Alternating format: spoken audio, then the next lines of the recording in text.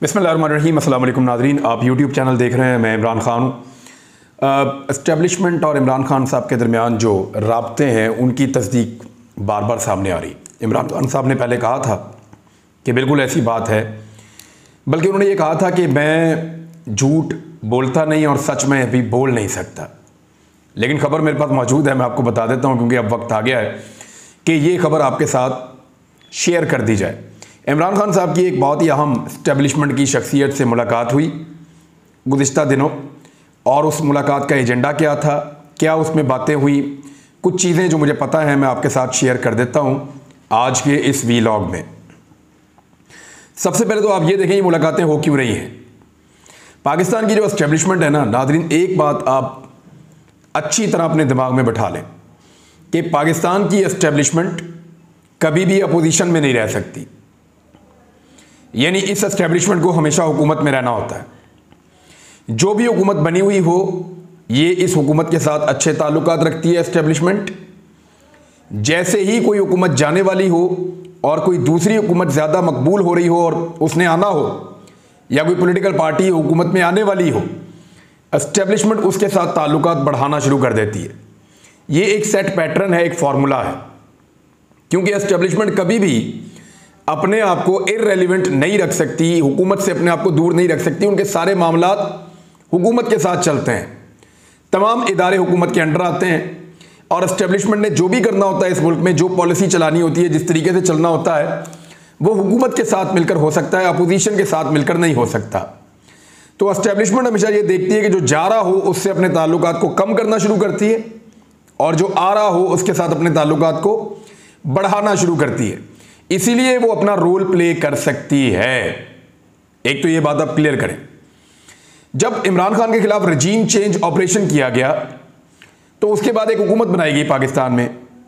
Establishment नापसंदीदा होने के बावजूद, यानी एस्टेब्लिशमेंट सिर्फ एक आदमी को तो आप नहीं कहते, बहुत सारे लोग होते हैं, उनकी नापसंदीदा होने के बावजूद वो मजबूरन उस हुकूमत के साथ काम करते रहे। लेकिन इमरान खान साहब की मकबूलियत और आने वाले इलेक्शन को देखते हुए एस्टेब्लिशमेंट को यह अंदाजा हो गया कि इस आदमी का रास्ता रोकना अब मुमकिन नहीं है। अगर हमने जबरदस्ती इसको इलेक्शन हरवाया या कुछ, यानी फर्क आप डाल सकते हैं 10-20 सीटों का, आप ये नहीं कर सकते कि आप 200 सीटें उठा के 100 कर दें। इतना फर्क आप नहीं डाल सकते। आप 200 को 180 तो कर सकते हैं, 250 को आप 225 तो कर सकते हैं, लेकिन आप ये नहीं कर सकते कि आप उठाएं 200 सीटों को और उसको 80 सीटों में या 100 सीटों में कन्वर्ट कर दें। मुमकिन नहीं है, ये हो नहीं सकता, एस्टेब्लिशमेंट कर नहीं सकती। तो एस्टेब्लिशमेंट को ये आइडिया हो गया कि इमरान खान जो है वो उनकी पार्टी हुकूमत में आने वाली है, रोकने की सारी कोशिशें नाकाम हो गई हैं। वो कुछ ऐसा भी नहीं कर रहे कि टेक्निकल नॉकआउट करने में आसानी रहे। पब्लिक का रिएक्शन भी बड़ा खौफनाक है। अगर इमरान खान को कोई नुकसान पहुंचाया जाता है तो इसमें, या पहुंच जाता है खुदा न खास्ता, तो उसमें पाकिस्तान के अंदर एक ऐसी सूरत-ए-हाल पैदा हो जाएगी जो फिर किसी के कंट्रोल में नहीं होगी। तो एस्टेब्लिशमेंट ने जनाब इमरान खान साहब से दोबारा राब्ते शुरू किए। इससे पहले असद उमर और परवेज़ खटक साहब के राब्ते थे, मामला नरम गरम चल रहा था। लेकिन फिर एस्टेब्लिशमेंट के ताकतवर लोगों ने और एक बहुत ताकतवर शख्सियत ने इमरान खान साहब से मुलाकात की। वहाँ पे ये पहले से तय था कि माजी के अंदर ज़्यादा नहीं जाएंगे कि आपने मेरे साथ क्या किया और कितना ज़्यादा किया, आगे बढ़ने की बात की जाएगी। तो जो आगे बढ़ने की बात है वहाँ पे इमरान खान साहब ने कहा कि मुल्क का जितना नुकसान हो गया वो आपके सामने है। मईशत का जिक्र हुआ, बाकी चीज़ों का, और फिर इमरान खान साहब से एक वादा किया गया है कि पाकिस्तान में नए आम इंतखाबात करवाए जाएंगे और जल्द उनकी अनाउंसमेंट की जाएगी। तो पाकिस्तान में आम इंतखाबात करवा कर दिए जाएंगे। ये वादा इमरान खान साहब से पहली मरतबा नहीं किया गया, लेकिन इससे पहले इमरान खान साहब से ये वादा बराह रास्त नहीं किया गया। पहले ये वादा किया गया इमरान खान साहब की पार्टी के लोगों से, और बार बार पैगाम पहुंचाया गया कि आप ये ना करें, इंतखाबात आपको मिल जाएंगे, आप वो ना कहें, इंतखाबात आपको मिल जाएंगे, आप यहाँ मदद कर दें, पाकिस्तान में आम इंतखाबात करवा दिए जाएंगे। इमरान खान किसी से इक़्तिदार नहीं मांग रहे। ये ज़रा फ़र्क आप देख लें। शहबाज शरीफ इक़्तिदार मांग रहे थे, बगैर इलेक्शन लड़े। मौलाना फजलुर रहमान साहब इक़्तिदार मांग रहे थे, बगैर इलेक्शन लड़े। मरियम नवाज साहबा इक़्तिदार मांग रही थी, उनके वालिद साहब भी, और ये सब कह रहे थे इक़्तिदार हमें दे दें, हमें इलेक्शन ना लड़ना पड़े, क्योंकि इमरान खान इलेक्शन में मारेगा। इमरान खान साहब इक़्तिदार नहीं मांग रहे। अगर वो इक़्तिदार मांग रहे होते तो वो एस्टेब्लिशमेंट को ये कहते हैं कि मेरे पास अपनी इतनी सीटें हैं, ये मेरे बाकी बंदे हैं, इन सबको इकट्ठा करो, एमजीएम को वापस मेरे साथ जोड़ो, मैं वापस हुकूमत में आऊं और उसके बाद टाइम पूरा करके आम इंतखाबात करवा देंगे। लेकिन इमरान खान साहब बाकी पॉलिटिकल पार्टीज की निस्बत मुख्तलिफ तरीके से डील कर रहे हैं। वो इक़्तिदार नहीं मांग रहे, बल्कि वो ये कह रहे हैं कि आप पाकिस्तान में आम इंतखाबात करवा दें, मैं जीत गया तो इक़्तिदार मेरे पास, दूसरी पॉलिटिकल पार्टीज जीत गई तो इक़्तिदार उनके पास, लेकिन पाकिस्तान में इंतखाबात फ्री एंड फेयर होने चाहिए। ये एस्टेब्लिशमेंट इमरान खान साहब तक पहुंची क्यों? इसकी दो रीज़न हैं। नंबर एक तो यह है कि एस्टेब्लिशमेंट को नजर आ गया कि तजर्बा पाकिस्तान में किया गया है रिजीम चेंज ऑपरेशन के बाद, वो पूरी तरह नाकाम हो गया है। देखिए, अगर सच्ची बात करें ना तो पीपल्स पार्टी की अकेली की हुकूमत बने ना तो उनकी एक पॉलिसी है, वो उस पॉलिसी के मुताबिक मुल्क चलाएंगे, हो सकता है मुल्क चल जाए। मुस्लिम लीग नून अगर अकेली इक़्तिदार में आए तो वो अपनी एक खास किस्म की पॉलिसी से हो सकता है मुल्क को चला दें। लेकिन जब 13-14 जमातें आप इकट्ठी करते हैं जिन सबकी अलग अलग पॉलिसीज हैं और वो अलग अलग तरीके से सोचते हैं और वो 74 लोगों की काबीना बना देते हैं, तारीखी साइज है काबीना का, जब वो ये सारा कुछ करते हैं और उसके बाद वो इक़्तिदार में आके कुछ ठीक करने की बजाय मजीद खराब कर देते हैं, बल्कि अच्छे खासे चलते हुए मुल्क का उन्होंने बेड़ा गर्क कर दिया, तो एस्टेब्लिशमेंट को अंदाजा हो गया कि ये तजर्बा मुकम्मल तौर पे नाकाम हो गया और पाकिस्तान को तारीखी रुसवाई का सामना भी करना पड़ा। पाकिस्तान के इदारों के ऊपर लोगों का एतमाद भी कमजोर हुआ, लोगों के दिमागों में जो सवालात उठ रहे हैं वो पहले से बहुत ज्यादा हैं, और ये जो सारी सूरत हाल है, मकबूलियत भी कम हो गई बहुत सारे ऐसी शख्सियात की या इदारों की जो मकबूलियत की इंतहा को पहुंचे हुए थे पाकिस्तान में हमेशा से। तो इन सारी चीजों के बाद उन्होंने अंदाजा लगाया कि अब इस हुकूमत को रखने का जवाब नहीं है, इसको वो सपोर्ट नहीं दी जा सकती जो हम दे रहे हैं। दूसरा, आने वाली हुकूमत कौन सी है तो वो इमरान खान है। उसको रोकने की तमाम कोशिशें करके देख ली तो पता चला कि उसको नहीं रोका जा सकता। अब जब नहीं रोका जा सकता तो फिर उसके साथ वर्किंग रिलेशनशिप बनाना इसलिए जरूरी है कि वो इक़्तिदार में आया और एक टसल का माहौल हुआ एस्टेब्लिशमेंट का और इमरान खान का, तो फिर एस्टेब्लिशमेंट काम नहीं कर पाएगी और जो मकासद हैं वो पूरे नहीं होंगे। तो अब दोबारा से इमरान खान साहब से ताल्लुकात बढ़ाने की कोशिश की जा रही है और उनसे वादा किया गया है कि पाकिस्तान में आम इंतखाबात जल्दी आएंगे। अब इस मरतबा भी ये वादा पूरा नहीं हो रहा। जब वादा पूरा नहीं हो रहा, एंगेजमेंट्स चल रही हैं, वादा पूरा नहीं हो रहा, तो फिर इमरान खान साहब के बाद एहतजाज के अलावा कोई और चारा बाकी बचता नहीं है। अब वो एहतजाज की तरफ जाना चाह रहे हैं और ये जो आपका जुम्मा हफ्ता एतवार है, इनमें से किसी भी एक दिन वो लॉन्ग मार्च की अनाउंसमेंट कर सकते हैं। ये उनकी पार्टी कह रही है, मैं नहीं कह रहा। उनकी पार्टी के अहम तरीन लोग कह रहे हैं कि आने वाले 4-5 दिनों के अंदर उनकी अनाउंसमेंट्स आ जाएंगी और वो फिर लॉन्ग मार्च की अनाउंसमेंट करके लोगों को सड़कों पर ले आएंगे। उसकी हिकमत अमली मैंने आपके साथ पहले भी शेयर की है, तफसीलात में आपके साथ बाद में भी शेयर करूंगा। तो इमरान खान साहब ने कहा हम सियासी लोग हैं, हमारे मुज़ाकरात जारी रहते हैं। बात तो ठीक है। पूछा गया कि आपके मुज़ाकरात जो हैं वो सियासतदानों से नहीं होते, ताकतवर हल्कों से होते हैं। बात ठीक है, क्योंकि पाकिस्तान में ज़्यादातर चीज़ें जो हैं वो ताकतवर हल्के कंट्रोल करते हैं। यानी इलेक्शन कब होंगे इसका फैसला कभी भी सियासतदान नहीं कर पाए। इलेक्शन में वोट किसको डालना है ये फैसला तो पब्लिक करती है पाकिस्तान की, लेकिन इलेक्शन कब होंगे ये फैसले एस्टेब्लिशमेंट और सियासतदान मिलकर करते हैं। एक्चुअली ये चीज़ें सारी तय होने में बहुत टाइम लग जाता है। निगरान हुकूमत कौन सी होगी, इलेक्शन की एग्जैक्ट डेट कौन सी होगी, कौन कौन से पैरामीटर्स अपनाए जाएंगे और किस तरीके से इंतखाबात साफ और शफाफ हो सकते हैं, ये सारा कुछ पॉलिटिकल पार्टीज के दरमियान एस्टेब्लिशमेंट की मौजूदगी में हमेशा से तय होता है। पॉलिटिकल पार्टीज इन चीज़ों को खुद करने के काबिल पाकिस्तान में अभी तक नहीं हुई और ना ही उनको होने दिया गया है। ये खेल है जो एस्टेब्लिशमेंट पाकिस्तान में खेल देती है और पॉलिटिकल पार्टीज को कंट्रोल करती है।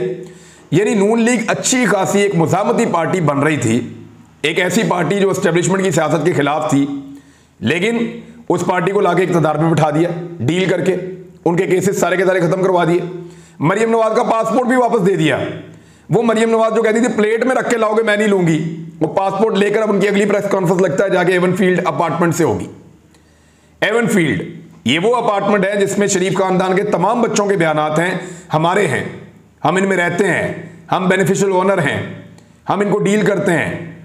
तो ये सारा कुछ कहने के बाद भी आज तक ये साबित नहीं हो सका कि ये प्रॉपर्टी उनकी है। ये है जी पाकिस्तान का कानून। ये शरीफ खानदान के बच्चे उस वक्त इनको सही तरह मुंह हाथ धोना नहीं आता था जिस वक्त से ये प्रॉपर्टी इनके पास हैं, और कहा जाता है कि ये इनके दादा की, उनके दादा उस वक्त कारोबार करते थे। ये वो पैसा है मुबैना तौर पे जो पैसा करप्शन में पाकिस्तान में इकट्ठा किया गया, इसहाक डार के जरिए से मनी लॉन्डर किया गया और बरतानिया में 90 की दहाई के अंदर प्रॉपर्टीज बना ली गई। अब कहते हैं जी हमने 2000 के बाद एक घर में आदमी रह रहा है 1993 से और कहता है मैंने उसको बनाया या खरीदा है 2006 में। अजीब कहानी नहीं लगती आपको? भाई घर आपकी मलकियत में है, आप उसके अंदर रह रहे हैं। मेरे बहुत सारे ऐसे दोस्त हैं या सीनियर लोग हैं जो बताते हैं कि जब भी हम जाते थे 90 की दहाई में, हम इन्हीं अपार्टमेंट्स के अंदर जाकर इनको मिलते थे, शरीफ खानदान के बच्चों को, जब ये वहां पढ़ा करते थे लंदन स्कूल ऑफ इकोनॉमिक्स में।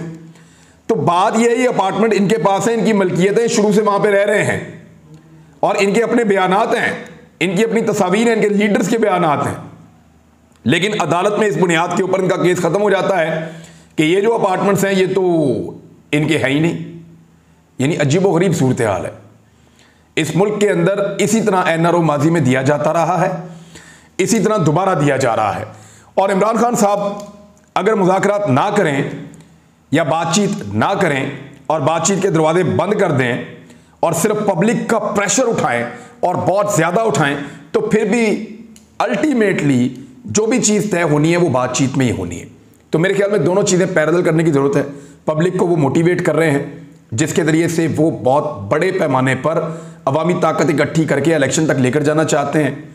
दूसरा, वो ताकतवर हलकों को भी पैगाम दे रहे हैं कि मैं पाकिस्तान को चलाना चाहता हूँ, पाकिस्तान को इस गर्दाब से निकालना चाहता हूँ, मैं तुम लोगों का दुश्मन नहीं हूँ, बैठो बैठ के बात करो। और वो खुद भी ये समझ चुके हैं कि पाकिस्तान को इस गर्दाब में उनके इस नए तजर्बे ने फंसा दिया है रिजीम चेंज ऑपरेशन वालों के, और ये रिजीम चेंज पाकिस्तान के उल्टा गले में पड़ी है।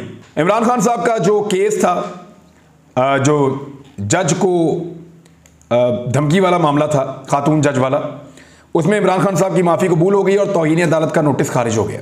यानी वो केस अब ख़त्म हो गया। 5 रुकनी बेंच ने अतर मनल्ला साहब की सरबराही में इस केस को सुना और उन्होंने कहा कि हमने आपका बयान हल्फी पढ़ा है, जो कुछ और कहना चाहते हैं।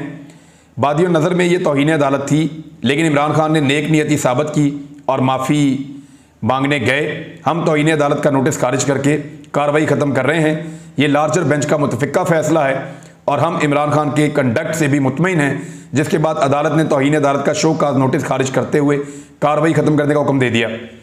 अब ये इम्पोर्टेड हुकूमत की एक और बड़ी ख्वाहिश थी। अब मामला ये हो गया है कि इम्पोर्टेड हुकूमत गिला करती है अपने सहूलतकारों से कि आप हमें लेकर आए थे, हमने पाकिस्तान के मफाद के अंदर ये फैसले किए हैं। मफाद के अंदर तो नहीं किए, एक्चुअली तो उन्होंने फैसले इसलिए किए कि पूरी इकॉनमी तबाह हो गई थी, पूरी की पूरी इकॉनमी का पट्टा बैठ गया था इनके आते ही। कोई बंदा पैसे जेब से निकालने को तैयार ही नहीं था, मईशत का साइकिल रुक गया था। तो फिर इसके हल यही था कि ये महंगाई बढ़ाते। तो महंगाई बढ़ाते बढ़ाते इन्होंने जो कुछ भी किया, अब वो एहसान चढ़ाते हैं पाकिस्तान की एस्टेब्लिशमेंट पे कि हमने ये सारा कुछ किया, अब इमरान खान से हमारी जान छुड़वा कर दें, इमरान खान को नाअहल करके दें। अब वो टेक्निकल नॉकआउट चाह रहे हैं इमरान खान का, वो हो नहीं पा रहा। गिरफ्तार करना चाहते हैं तो पब्लिक पाकिस्तान की सड़कों पे आ जाती है। अगर इमरान खान को गिरफ्तार किया तो याद रखिएगा, एक आदमी गिरफ्तार नहीं होगा, इनको कम से कम 1 लाख आदमी गिरफ्तार करना पड़ेगा। पाकिस्तान की जेलों में लगभग 88,000 से 90,000 के करीब कैदी मौजूद हैं। 1 लाख बंदा अगर और गिरफ्तार होने के लिए आ गया तो उस 1 लाख बंदे को कौन सी जेलों में रखेंगे? क्या आपकी इतनी कैपेसिटी है? और इमरान खान के साथ 1 लाख नहीं 5 लाख बंदे गिरफ्तार होने के लिए पाकिस्तान के मुख्तलिफ शहरों में निकल आएंगे और जेलें भरनी शुरू हो जाएंगी। लोग जाएंगे, जाकर गिरफ्तारी देंगे। यानी मैं ज़ाती तौर पर ऐसा समझता हूं कि पाकिस्तान में अगर जमहूरियत को चलना है तो फिर उसको चलने देना है। अगर कोई इस किस्म की ज्यादती होगी तो लोग गिरफ्तारियां देंगे और वो निकल कर कहेंगे कि हमें भी पकड़ लो, तो उस वक्त ये हुकूमत और एस्टेब्लिशमेंट दोनों बेबस हो जाएंगे। मरियम नवाज साहब आप जाएंगी यहाँ से लंदन, वहाँ से अपने वालिद गिरामी मफरूर इश्तिहारी मियाँ मोहम्मद नवाज शरीफ साहब के साथ जहाज में बैठकर पाकिस्तान वापस तशरीफ़ लाएंगी और उनके केसों का भी बंदोबस्त किया जा रहा है कि उनको कैसे NRO 2 देना है। तो ये सारे के सारे इक़्तिदार में आकर NRO 2 ले रहे हैं और मिफ्ता इस्माइल ने ये जो NRO 2 जहां से शुरू होता है नैब के कवानीन को तब्दील करने से, उसको पाकिस्तान की फौज के खाते में डाल दिया कल रात। और मुनाफिकत का आप अंदाजा करें कि जमीयत उलमा इस्लाम फजलुर रहमान ग्रुप मौजूद था जब ट्रांसजेंडर एक्ट की मंजूरी हो रही थी, तो उस वक्त वहां पे उन्होंने मुखालफत नहीं की बल्कि उसकी हमायत की है। वफाकी शरई अदालत में ट्रांसजेंडर एक्ट के खिलाफ जमीयत उलमा इस्लाम की दरखास्त पर समाअत हुई, यानी पब्लिक को खुश करने के लिए पहले वो बिल पास करवा दिया, उनके अपने बंदे, उनके MNA सारे वहां बैठे हुए हैं, पहले बिल पास करवा दिया और अब जाकर अदालत के अंदर एक वफाकी शरई अदालत में दरखास्त देने के जनाब ये तो गलत हो गया है। तो वहां पे JUI के वकील कामरान मुर्तज़ा ने कहा कि कानून के खिलाफ दीगर दरखास्तें पहले से ज़ेरे समाअत हैं और हमें इसके अंदर शामिल कर दिया जाए। तो उनके वकील ने ट्रांसजेंडर कानून की हमायत का एतराफ़ भी कर लिया, जबकि चीफ जस्टिस शरीयत कोर्ट के रिमार्क्स उन्होंने दिए कि JUI ने खुद ट्रांसजेंडर कानून मंजूर किया, अब यहां क्या लेने आई है? तो यार उधर जाके आप कानून पास करवा रहे हैं गैर मुल्की मगरबी ताकतों के कहने के ऊपर, इंपोर्टेड हुकूमत के साथ मिलकर फजलुर रहमान साहब ये कानून पास करवा रहे हैं, फिर शरई अदालत के अंदर जा रहे हैं कि जनाब हम इसके खिलाफ हैं। यानी आपने दीन भी बेचना है और मुनाफिकत भी करनी है, दोनों काम साथ साथ तो नहीं चलेंगे। लोगों को आपने बेवकूफ समझा मौलाना साहब। यानी आप एक बिल लेकर आए, उसकी आपने हमायत की, उसको आपने पास करवाया, अब आप उस बिल के खिलाफ अदालत में चले गए, ये गैर इस्लामी था। यार वैसे ये वाली सियासत किसी को समझ नहीं आती। अब तक के लिए इतने, अपना ख्याल रखिएगा, अपने इस चैनल का भी। अल्लाह हाफ़िज़।